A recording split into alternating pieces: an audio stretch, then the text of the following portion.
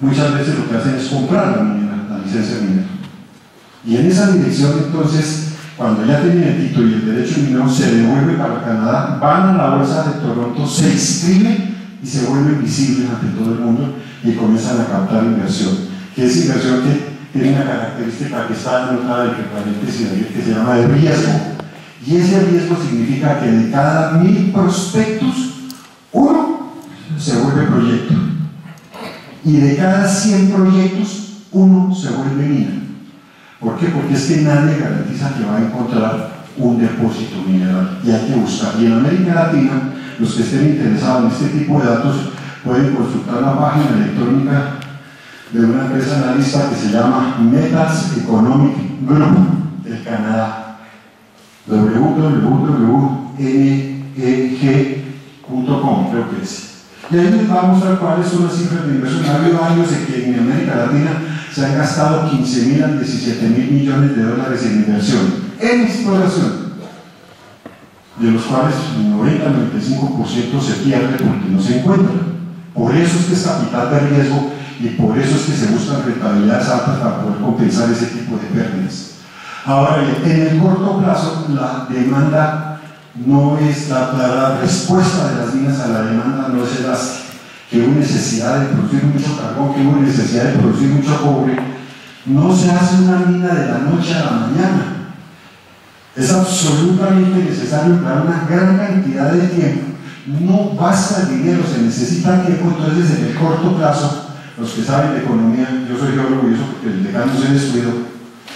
Entonces, pero no responde, no tiene capacidad de responder rápido. Esas son las características, o sea, hay que prepararse y tratar de visualizar hacia el futuro cómo puede entrar en el mercado, porque es que además esta es una industria tomadora de precios. No es como quien vende, perdón, en el cine. Ustedes ven, por ejemplo, Colchones Paraíso, Colchones Dorado, no tengo contrato con ellos, no les voy a cobrar el comercial. Es decir, si le compro un colchón y un somier, yo le regalo a usted la sábana, le regalo 2 hermanas. Aquí no se puede hacer eso. ¿Por qué? Porque es una empresa que está controlada por costos externos. Entonces, uno sabe, para un geólogo es petrolero, porque el tipo camina así pensando en dónde va a gastar la plata en las próximas vacaciones, y el geólogo minero mirando a ver si hay un resorte, un palo o una varilla en el suelo y le dice al muchacho, guarde eso en el almacén que mañana lo vamos a necesitar. Así sean las minas más grandes. Uno se cuenta, las minas, no las extracciones ilícitas. Comienzan muy ordenado porque todo hay que guardarlo, porque todo es costo de aquí. Las únicas cosas que le permiten al minero sobrevivir es estar en el mercado y tener algún grado de competitividad. Pero lo más importante de todos estos son esta última parte. En los periodos de precios bajos, que son muy frecuentes, la gente tiene que aguantarse los precios bajos y perder plata o usar parte de las reservas que ha tenido para poder amortiguar, porque muchas veces es mucho más caro salirse que seguir, y esperan siempre. Y ahí vienen situaciones como por ejemplo la fe del carbonero para esperar el nuevo ciclo de precios altos que les pueda redimir. Hay, no sé cómo, eso es como de 1900 o como en 2002 o 2003, en The Economist hay una gráfica que maneja el precio de una unidad producida de cualquier mina desde 1800 hasta el año 2000 y muestra cómo el precio real va bajando y cómo los ciclos van alterando, porque es que además es una industria altamente sensible a los cambios políticos. Entonces, la guerra del Vietnam deprimió, la subida y las modificaciones que se dieron en el Comité Central del Partido Comunista Chino que permitieron toda esta expansión económica, algunos lo llamaban revisionista, lo que quieran llamarlo, pero el hecho cierto es que comenzó a tirar la economía y a volver millonario, entre la China está impulsando el crecimiento. Pero los efectos de la crisis inmobiliaria del 2008-2009 tiraron para el suelo los precios, y eso muchas veces es imprevisible y no se puede cambiar. Y anotaciones mucho más finas y análisis más finos, inclusive hacen análisis de cómo la demografía y todo lo que es el análisis de las edades afectan el consumo o no. Hoy en día el precio del oro, por ejemplo, está más o menos alto en el mercado internacional, y ojo con lo que estoy diciendo, el mercado internacional, por la expansión de millonarios en la China comunista,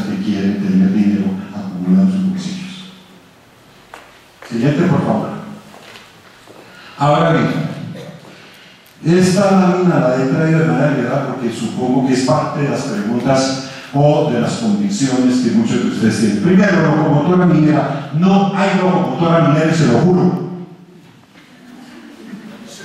No la hay.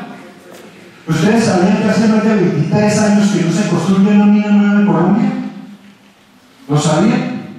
No se ha construido una mina nueva en Colombia desde hace más de 23 años. Las últimas fueron las del Cesar. Las del Marmato, mi querido amigo, Marmato tiene más de 3 siglos. ¿Dónde hay una mina nueva grande, importante? Mina, no extracción ilícita. No la ha habido. ¿Qué ha habido? Cuando comenzó a dispararse por problemas de asociados a petróleo y sobre todo un efecto que nadie pensaba que iba a pasar, Fukushima, el precio de los combustibles. Entonces se subió el precio del carbón y comenzó a subirse, y entonces las empresas que en Colombia están cerca del mar pudieron responder relativamente rápido y comenzaron a vender y a usar al máximo la capacidad física instalada. Por eso se amplió y se pensaba ampliar la capacidad del puerto de Cerrejón y Puerto Bolívar. Y por eso es que una compañía japonesa compra el 25% de la broma y comienza a ir, y Batista también a mirar la posibilidad. Porque el precio subió, reaccionó y esperaba tener una tajada del negocio. Colombia debe ser el cuarto o quinto exportador mundial de carbón y produce a duras penas 96 millones de toneladas en el mejor de los casos del año pasado. ¿Ustedes saben cuántas toneladas de carbón produce China? Más de 1.100 millones de toneladas de carbón. Y China compra carbón, pero no le alcanza. Los Estados Unidos producen 1.000 millones, Canadá produce 800 millones de toneladas. Indonesia produce más o menos el doble de lo que nosotros producimos. Pero hay un tráfico internacional marítimo que abastece una serie de mercados que tienen especificaciones físico-químicas muy definidas que hacen que sea en algún momento apetecible este tipo de mercado, este tipo de carbón para mezclarlo con el otro tipo, y eso es lo que se está moviendo y transando. Se transan más o menos unos 800 millones, y una característica de la minería entonces es, en la minería no hay carteles o cárteles como en el Perú. Entonces es una cosa que todo el mundo se está dando contra todo el mundo y tiene que controlar sus costos. Entonces la locomotora minera como tal no hay. ¿Qué ha habido? Es que el precio del oro está carísimo, a $1.700. ¿En dónde? ¿Dónde tiene ese precio de $1.700 la onza Troy, que es equivalente a 32 gramos? La onza Troy de 32 gramos. Hoy en día está como a 1.600 en Zurich. Abro paréntesis. No digan como Iván Mejía o como este muchacho Londoño, Zurich o Múnich. Digan Múnich y digan Zurich. O si quieren hablar porque digan München. Eso es otra cosa. Entonces, en esa dirección, es en allá donde se pagan los 1.700. ¿Cuánto se paga aquí en Colombia? 1.100, 1.200, 1.300. ¿Cuánto vale por producir una onza de oro, por ejemplo, en mineros nacionales o en Segovia? Más o menos $1.050 a $1.100 la onza, a los costos de hoy. O sea que, si no se cuenta con esa información, más se puede hacer una aproximación tributaria justa y equilibrada para saber si mato o no la gallina los huevos de oro. El microminero, y aquí sí que hay para hablar. Yo daba esta mañana una explicación que espero que ustedes me la admitan y me la toleren, pese a lo burda que es. Una muchacha de 29 años, un joven profesional de 31, 32 años, yo ya no vivo más con mi papá ni con mi mamá, voy a tener una pareja y me voy a vivir. Como soy importante y soy elegante, entonces yo quiero tener una casa entre la calle 72, un apartamento entre la 72 y la 100, y de la 11 hasta la 6. Entonces, eso es lo que está buscando en ese sector, y finalmente, después de darle muchas vueltas y consultar el bolsillo y pedirle al papá, al tío y al hermano para que hicieran de confiador, le arriendan un apartamento en Los Rosales o en el Lago, cualquier parte de esas. Ha satisfecho su deseo de vivir en ese sector y alquiló un apartamento de 60 metros cuadrados que le da independencia y ya vive con sus padres. Cuando yo voy a buscar minería, yo puedo pedir hasta 10.000 hectáreas, de acuerdo con la legislación colombiana. hay otras partes del país donde usted puede pedir hasta 30.000 o 40.000. Y comienza a mirar a ver qué hay dentro, en dónde encuentro el apartamento de mis sueños dentro de esas 10.000 hectáreas. Y por cada hectárea tengo que pagar un canon. Entonces, la discusión no es si se paga o no, la discusión es suficiente, es justo, es necesario, y estábamos dispuestos a dar esa discusión porque creíamos que vale la pena para que todo el mundo quede por lo menos informado. Si no está bien hecho informado de qué es lo que se paga, cuánto se paga y por qué se paga. Y cuando encuentro algo y voy a decir, voy a trabajar acá, el resto lo devuelvo. ¿Por qué es a 30 años? Porque en exploración, en el Cerrejón, por ejemplo, nos gastamos desde 1969, en la época moderna, hasta 1981, cuando comenzó a producirse la primera tonelada de carbón. Y la etapa final duró del 76 al 81-82, cuando se estaba terminando la construcción de la mina. Es decir, nos gastamos 6 años como mínimo, y hay que gastar. La Colosa está produciendo oro y está depredando. No, señores, la Colosa lleva 4 o 5 años parada porque no la han terminado, no han permitido terminar la exploración. No hay exploración en la Colosa. No se ha producido un gramo de carbón de oro en la Colosa. Porque la exploración no se ha podido terminar en la virtud de que hay restricciones ambientales que hay que atender y superar. Y en esa dirección, entonces, cuando yo exploro, yo tengo que ir y certificarlo y registrarlo. Si yo compro una casa, ¿qué hago? Pago la plata, firmo las escrituras y cuando tenga tiempo voy y la registro, pero la casa ya es mía. Cuando yo tengo un título minero me lo expiden y lo registro y después comienzo a tramitar todas las licencias ambientales. ¿Por qué no las tramito antes? Porque es que no sé si me lo van a dar o no. Entonces yo no puedo pagar arriendo si no tengo un contrato de arrendamiento, tan simple como eso. Y entonces, pero puedo gastarme hasta la legislación comunal me prevé hasta 11 años. Y después viene la construcción. Uno puede durarse 3 o 4 años construyendo una mina. O sea que he invertido dinero, he perdido parte en otras partes, y entonces aquí me quedan simplemente 15 años para tratar de pegarlo. Cuando es un yacimiento de clase mundial, lo pago, lo inversión en 4 años y comienzo a ganar. Pero esos yacimientos de clase mundial no se encuentran todos los días. En Colombia se dio un carrusel, un festival, una piñata de títulos mineros. Acaba de decir hace 3 años un señor que ahora está embajador en Argentina, que era el señor ministro Rodado. Flaco favor le hizo a la industria y flaco favor le hizo al país. Yo fui director de minas hace 20 años. En esa época manejamos 21.000 expedientes y a mano. Mi sobrina no fue capaz, por eso digo que entregaron una institucionalidad perfectamente desbaratada. No hay en este momento, de los 19.000 títulos se bajaron, ya se han desechado, escúchenme, corrijo, de las 19.000 solicitudes se han bajado más o menos hoy a 6.000 y hay 9.000 títulos consolidados.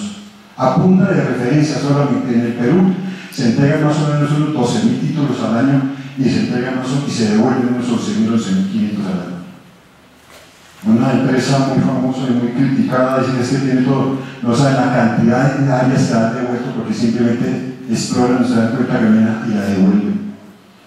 No devuelven los 10 metros, los 10.000 metros porque no han encontrado los 60 metros que les importa. Y entonces no se han puesto a pensar, han dicho barbaridades como por ejemplo que este es el país con mayor títulos mineros en el mundo. Falso, no es cierto.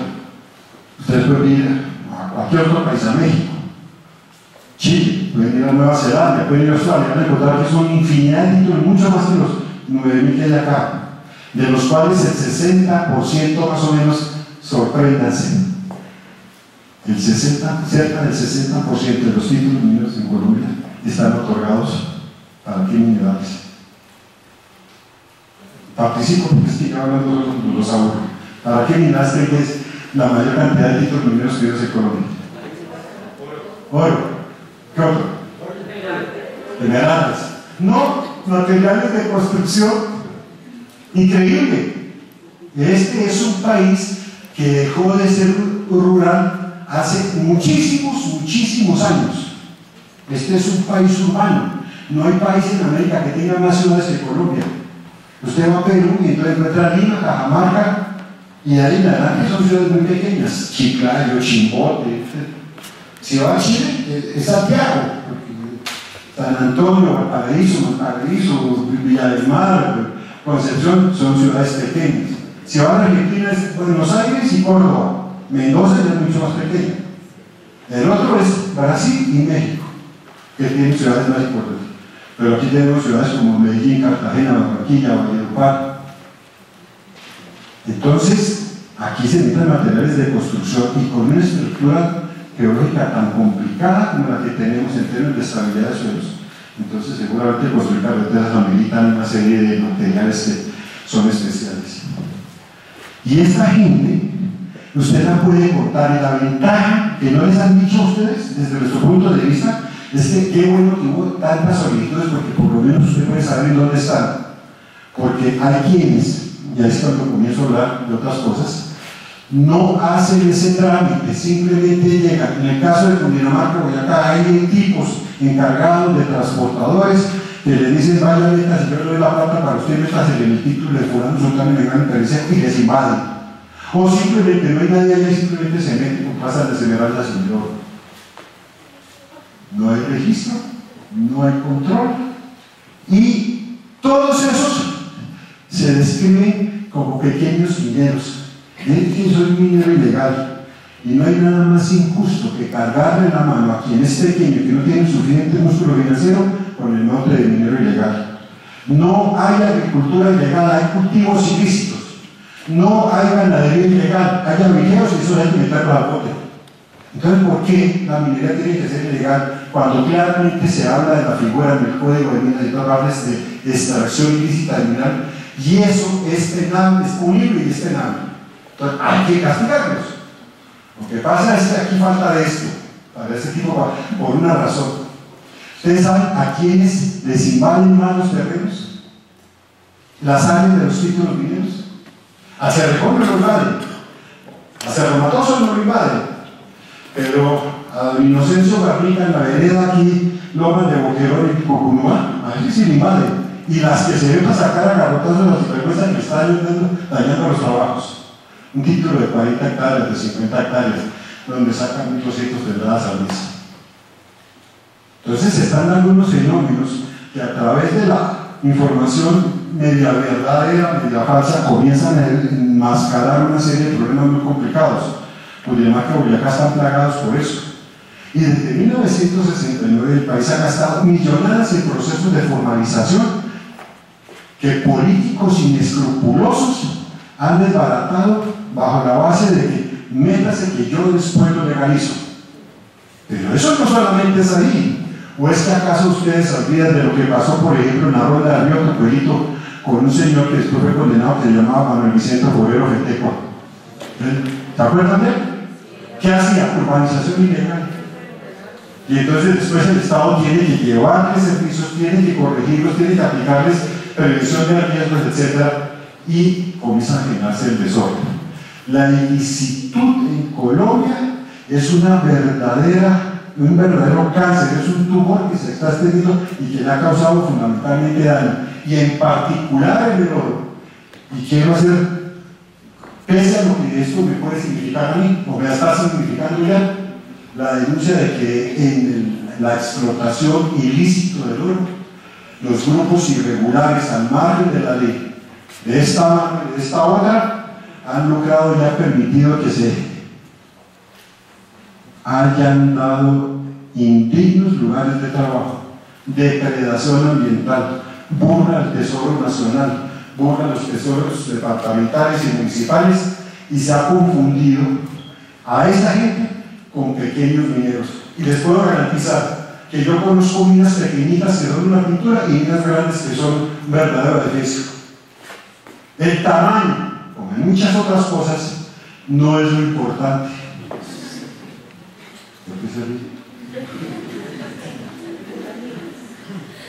Pero además, contribuir a capital, una mina de carbón grande puede ser menos productiva que una mina intermedia o mediana de oro, porque es que depende del tipo mineral y del tipo de precios. Entonces no hay una constante universal, y les garantizo, Y en eso, de las pocas cosas de las cuales yo me puedo enorgullecer, es que he escrito un documento que lo siguen estudiando, por ejemplo, en el Imperial College, que se llama La llamada pequeña minería, un renovado enfoque empresarial. Y la investigación demostró que en Colombia, en América, en el mundo, no hay una definición universal, ni nadie ha podido darla una definición universal sobre qué es pequeña minería. No hay, porque hay por lo menos 15 o 17 criterios distintos para medir la que se utiliza en el mundo. Y en esa dirección, entonces, llamar minería ilegal, lo que ustedes piensan, y les garantizo que me estoy metiendo en su mente, es que es un tipo con una ruana alpargata, es un tipo y una pala apoyando el planeta. Y resulta que están metiendo ahí de manera injusta a los pequeños mineros que pueden ser formales. ¿O acaso es que solamente puede haber Carrefour, Éxito o Falabella? ¿No puede haber una tienda de barrio formal? ¿Lo habían visto de esa manera? ¿O qué? Mire, ¿qué es lo que hay entre el corredor y que es desde Tunja hasta Corrales en Boyacá? Pequeña minería con una gran región de río. Y en Amagá, ¿de dónde salió el carbón para toda la industria textil antioqueña? De Amagá a la cuenca en Sinifaná. Entonces, en esa dirección, nosotros creemos que el problema no es de tamaño, sino de buena calidad, que es absolutamente distinto. Y en esas circunstancias, condenamos el uso de la expresión minera ilegal porque meten justamente al pequeño minero formal al lado de los explotadores ilícitos que causan un terrible daño al país. Hay explotadores ilícitos en el sur de Bolívar que se dice por parte del Ejército de la Fuerza Pública y amigos mineros que le cuentan los chiles que tienen hasta 200 retroexcavadores. En el lago acaban de volver a vender 70 retroexcavadores. ¿Cuánto vale una retroexcavadora? 800 millones de pesos. ¿Y eso es un pequeño industrial? Si empezamos, entonces viene el tema de la tributación. Perdón, muy rápido. El problema no es si está pagando o no está pagando, como afirman algunos contradictores. A mí me parece que el problema es si lo que se está pagando es justo o no es justo, pero hay que verlo a la luz de todos estos elementos de contexto, de duración en el tiempo, costo de las inversiones y el riesgo que se corre. Segundo, hay otro tema. Nosotros decimos que estamos dispuestos a mostrar quién, cómo, cuándo y dónde paga para saber quién, cómo, cuándo y dónde roba. Departamento del Cesar, 15 alcaldes, como dicen mis amigos queridos costeños, en línea, subiendo a la lomita de los sustos, en línea, 15 alcaldes se fueron para la cárcel, en línea. De hecho, yo me mamo 5.000, 6.000 melones, me tiro uno por el agua, a otro en la cárcel, me quedaron con 4 o 5.000 y arreglé mi vida. Esa es la filosofía, lamentablemente. Y si yo como empresa me meto a controlarlo, entonces estoy generando una clave que también es negativa. Y esa es una disyuntiva muy grave. Si no atajamos la corrupción en el uso de las regalías, no va a haber quien calme el apetito voraz e insaciable de los ladrones del tesoro que todas partes se roban. Megaminería. Es que la megaminería está acabando en el país. Primero, no hay una gran mina en Colombia. Las grandes minas son Cerrejón y son las de Cerro Matoso. Cerro Matoso ni siquiera es una gran mina. Gran minería, megaminería de Anacocha, Piedrina, El Teniente, Choquicamata. Estas minas, en el contexto mundial que se planearían hacer, por ejemplo, para Tolima o para Santander, son minas de pequeña y grande a mediana. Si uno en cada estado pequeña, mediana y grande tuviera pequeña, mediana y alta también. No son grandes minas, no son minas de gran duración, son minas de un interior interesante, pero no son depósitos grandes.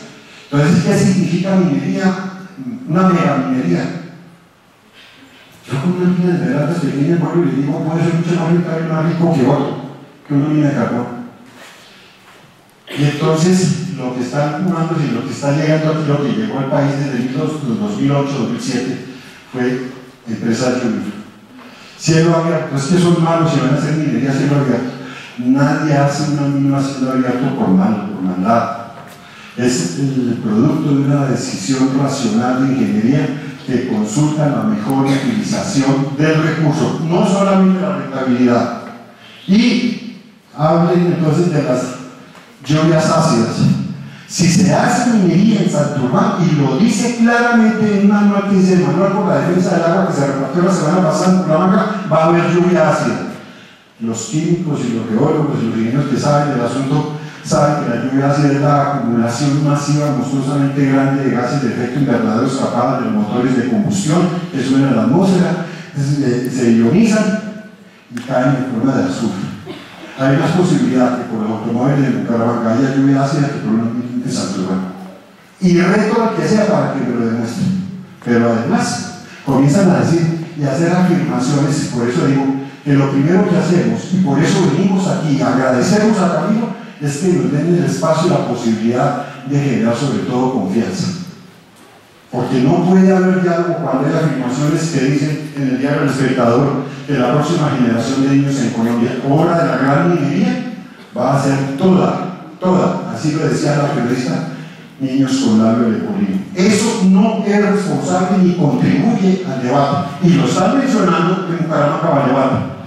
Y otro tema que es muy importante, yo no tengo la respuesta, no tengo una visión, no tengo una postura, pero lo sé, es que se está dando esa discusión, es que los grupos indígenas y los grupos afrodescendientes, de acuerdo con el convenio 169 para mí, en minorías étnicas, grupos tribales y pueblos errantes de la OIT, tienen soberanía. ¿Cómo va a ser el pueblo de Mucacumacuca si es soberano rodeado por otro estado soberano que da Colombia? ¿Cómo serían las relaciones? ¿Cómo lo manejaría? ¿La Constitución colombiana lo permitiría? El 169 no dice eso, apelan a una declaración, pero no es un compromiso, una declaración de Naciones Unidas. Eso hay que estudiarlo y tener posiciones sobre la base de la sensatez política y de la integridad territorial. Zonas restringidas, y vamos a ver, apurar, entonces va a ser el siguiente. Entonces, la minería, nosotros tenemos perfectamente identificado el concepto de salud ocupacional. Según Higiene Minera, nació con la minería, no salió con ninguna otra industria, y fue al final del siglo XIX cuando, para combatir pestes que daban en Londres, se inventó el modelo de higiene y seguridad minera de las minas de carbón de Newcastle. Y comenzamos desde hace mucho tiempo, mi asociación, la que yo presido y represento, desde 1932 comenzó a preocuparse por el agua. Y declaro, además, no hay una sola operación minera de Asomineros, de sus afiliados, en páramo. Y declaramos taxativamente que el páramo no se toca. Y fuimos nosotros los que impulsamos y apoyamos la idea de que el Plan Nacional de Desarrollo se excluyeran los páramos de cualquier posibilidad minera. Eso obviamente contradice lo que se ha venido diciendo dentro de ellos. Y sabemos que hay impacto sobre el suelo, el agua, el aire, y hay efectos sobre las personas, y hay efectos culturales, que es parte de lo que tiene que cobrar este diplomado. Siguiente, por favor. Siguiente. Hay dos cifras en rojo, que es que no contribuye a la... y que siempre hay, y lo digo clarito, yo siempre meto la parte, soy políticamente incorrecto, pero nunca hay conflicto en donde no hay para repartir. Hay para repartir, hay conflicto porque la gente quiere pagar, y eso es legítimo, eso es lícito y eso es válido. Lo que no es válido y es indecoroso es que, a pesar de la lucha contra la pobreza que el país en general ha dado desde el 2002, cuando teníamos el 50% de pobreza nacional, que ahora ya ha bajado al 34%, hay todavía cabeceras municipales y municipios que tienen todavía del orden del 44%. Y nuestro interés no es trabajar en áreas pobres, porque eso es garantía de pelotera. Así no me crean que es un principio ético, simplemente por brindarle de que no haya conflicto. Cualquiera que sea, si el beneficio es que la gente va a tener acceso a salud, educación y una vida más de comer más digna, esto hay que acabarlo y hay que luchar para que se haga. Estamos comprometidos, estamos trabajando con FONADE, estamos trabajando con la pastoral para buscar cómo podemos tratar de comunicarnos mejor y poder irradiar los beneficios de la industria si es que se llega a hacer. Siguiente, por favor. Y esto es un resumen recopilado de por qué queremos y por qué hay un público conoce la minería como un dilema, porque hay descoordinación institucional. Ahora les voy a mostrar un mapa en donde se evidencia esa descoordinación institucional. Porque la normatividad minera dice que favorece la extracción ilícita. No, no es la normatividad, es la ausencia de gerencia pública y de decisiones de los entes territoriales de actuar contra la explotación ilícita. El sector ambiental está desarticulado, absolutamente cierto. En la sabana de Bogotá hay por lo menos 7 o 8 normas que hacen que de 2.500 metros para arriba todo esté prohibido y de 2.500 metros para abajo también. O sea que aquí estaríamos sobrando y nos tendríamos que ir. De ese tamaño son las determinaciones legales del sector ambiental, pero es justificable y es entendible. La legislación minera viene desde los romanos, desde el principio de la Rex Juris de los romanos. En la República Romana, ni siquiera en el Imperio, mientras que todo lo que es la arquitectura ambiental legal comienza a esbozarse en los 60 con el Club de Roma, como les decía, y el famoso relojito que iba a Bogotá circulando diciendo se va a acabar el tiempo para la humanidad, después con el informe de la señora Groth-Brundtland y de toda la cumbre de arriba donde van todos los amigos verdes para decir cómo se tiene que manejar el ambiente. Por supuesto hay restricciones a la exploración. Aquí hay minas que llevan en Cundinamarca, yo les di asistencia técnica hace 25 años y no les entregaron jamás la licencia ambiental, a pesar de que tenían absolutamente todos los papeles. Y hoy en día los van a cerrar porque se les acabó el título o porque no tienen la licencia ambiental, y no es que se les hayan negado, les hayan dicho no, que jamás les contestaron, jamás. Entonces el equipo va y nos molesta una vez, 2 veces. Está en estudio, doctor, qué pena, todavía no ha salido el procedimiento. El auto, no es que como se demoró, entonces hay que volver a estudiar. 25 años, viene Alejandría y viene la Trinidad. Seguramente les van a contar que el agua para la la Colosa la están llevando a Girardot porque empiezan a pagar los derechos de agua, no les dejan tocar el agua de la Colosa. Y por supuesto hay dificultades con las comunidades y se van a acabar. Gracias, Juan. Siguiente, por favor. Miren, les son conocidos estos mapas. El de la izquierda es el de los títulos mineros. Permítanme un sí. ¿Quién estaba cosiendo? ¿Quién estaba cosiendo? Levante la mano si estaba cosiendo. ¿Puedo volverlo a hacer? Yo lo hago por usted. ¿Qué expulsé? Otra vez brota la burra antigua, el árbol bonito y el pollero, la cebada del cielo, el surte de Boyacá. Ahora, pues, su merced no de las becas. ¿Qué votó? ¿Qué expulsó? ¿Qué expelió la señora cuando tosió? ¿Qué hice yo cuando, de manera grotesca y irrespetuosa, le invité a ella? ¿Perdón? ¿Qué partículas? ¿Sí? Claro. Gotas de saliva, por ejemplo. ¿Y qué más? Gérmenes patógenos, porque ni uno solo de ustedes está libre de gérmenes, de bacterias y de virus. ¿Ustedes los pueden pintar en esta escala? Tienen, para poderlos pintar, tienen que pintarlos. Una escala de 1 a 10.000 significa que 1 centímetro en el papel, ¿quiénes son ingenieros para pintarle? Si no, todo ingeniero, ¿para qué cuento? Pero una escala de 1 a 10.000 significa que 1 centímetro en el papel son 10.000 centímetros en el terreno, o sea que son iguales a 100 metros, 1 centímetro. Y en estos mapas que tienen la escala 1 a 1.500.000 y 5 millones, pintar un polígono de 10.000 hectáreas, de 800 hectáreas, es prácticamente imposible. Lo que hay que hacer es poner un punto. Y como puede haber muchas solicitudes, aquí en el centro había 19.000 solicitudes, parece que todo el país estuviera concesionado. Pero no le cuentan al país, este otro mapa, que todas estas son las áreas naturales restringidas para la minería en Colombia. No sé si ustedes sabían eso. Y en general el minero procura no meterse ahí. El problema es que yo me puedo acostar en un campamento por la noche y al día siguiente me despierto en un parque natural. ¿Por qué? Porque es que Yagajé Apopolis, el famoso escándalo que le dieron una mina el mismo día que declararon parque natural, mentiras. Esa compañía que se llama Cosico Resources tramitó durante 5 años ese proceso, se lo entregaron y cuando fue a escribir, en 26 días sacaron la consulta pública para la parte natural. Pero ya le había dado título, no era ese momento, estaba registrando. Y aquí donde está esta parte, lo que es el Baupés, el Amazonas, esa parte que estaba mostrándome, fue declarado un día zona de reserva estratégica para que se pudiera hacer contratación minera, al igual que muchos proponen desde muchos sectores opositores que se haga como se hace con los petroleros, a través de rondas y licitaciones internacionales para buscar el mejor postor. Eso lo hizo hoy el Ministerio. Y mañana el Ministerio de Ambiente dijo, no, prohibido. Eso es lo que llamo yo inconexión institucional. Pero a esa gente la había traído bajo la promesa que si cumplían la ley iban a dar un permiso minero para explorar. Siguiente.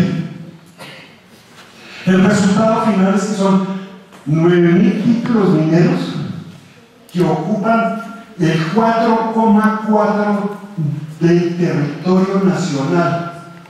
Es decir, Colombia tiene 120 millones de hectáreas y 5 millones de títulos están ocupando, 9.000 títulos ocupan 5 millones de hectáreas, de los cuales cerca del 60% son materiales de construcción y cerca del 60% también están a duras penas o esperando que les autoricen la exploración o en pleno proceso de exploración, lo que hace que el terreno intervenido por la minería sea más o menos, según las cuentas que hemos hecho nosotros, del 0,6% del territorio nacional.